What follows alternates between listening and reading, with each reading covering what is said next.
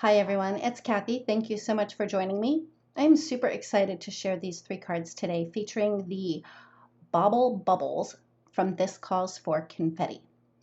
I'm going to show basically how to put the cards together. I did most of the stamping, coloring, die cutting off camera, mostly because I wanted to really focus on the different ways that you can use these Bauble Bubbles. For my first card, I'll be using the small circle Bauble Bubbles with the Cozy Winter Mix, the Scallop Circle frame dies, the No See All Season Tree die set, the Mix and Match 2 paper pack, as well as the Simple Sentiment Strips stamp set. I traced around one of the Bauble Bubbles onto a piece of white cardstock and just did a really rough cut with my scissors. It didn't need to be perfect, I just wanted it to cover the back of it so that it would hold my sequin mix in place. The Bauble Bubbles do have a self-adhesive backing on them. So once I had my Cozy Winter sequin mix added into my bubble, I used a dental pick to remove that release paper, and then I just made sure to press around the edge very well once I placed my white cardstock on top of that. Anything that was hanging over the edge, I just kind of edged in there with my scissors to cut that off. Next, I took my little flower that I had die cut using the pink and white polka dot paper from the Mix and Match 2 card pack, and I had die cut that using the Scallop Circle frame dies, which fit perfectly over the small Bauble Bubble. I used a little bit of liquid glue on the back of that to adhere it in place, and then it was time to finish up this card. Again, this card is pretty clean and simple and very easy to create, and again, I wanted to focus on the Bauble Bubbles more than anything else. I cut a 1/2-inch strip from the Mix and Match 2 paper pack and adhered that to my card base, which is a top folding A2 size note card. I placed my bubble onto this piece of cardstock, which measures 3 3/4 by 5 1/2, just so I would know where to stamp my sentiment. Once my sentiment was stamped, I used liquid glue on the back of my Bauble Bubble and adhered that in place. I die cut a couple of leaves from the No See All Seasons Tree die set and used liquid glue to adhere the leaves into place.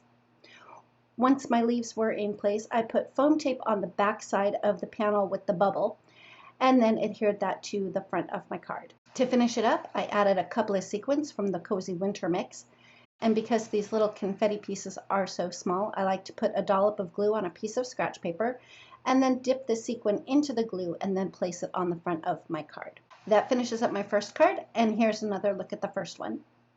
Moving on to the second card, I decided to do a slimline card and turn my small Bauble Bubble into a balloon. I'll be using the Stitched and Pierced Circle die, the Monster Birthday stamp set, the Slimline Bunting die set, and the Scribbles background stamp. I inked up the background stamp with a very light blue ink, and I had cut a piece of cardstock that measures 3 1/4 by 8 1/4, and I placed my cardstock on top of the stamp, and then with a piece of scratch paper on top of that, I rubbed really well to make sure that I got a nice impression.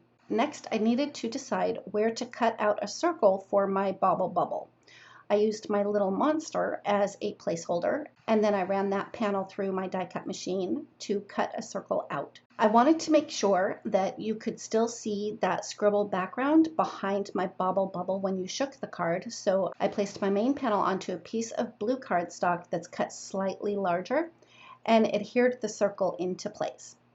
So for the confetti mixes that I used for this card, I used the Whimsy mix, which is primarily blue, white, and silver. Since I colored my little monster green and blue, I wanted to add in some green confetti as well. So I used the glazed lime confetti pieces and just sprinkled a few in with the Whimsy mix.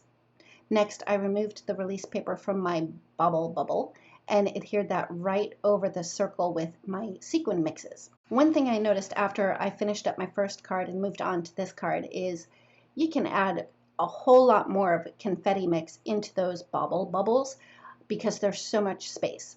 If I could do this card over again, I would definitely add more confetti for more shaker fun.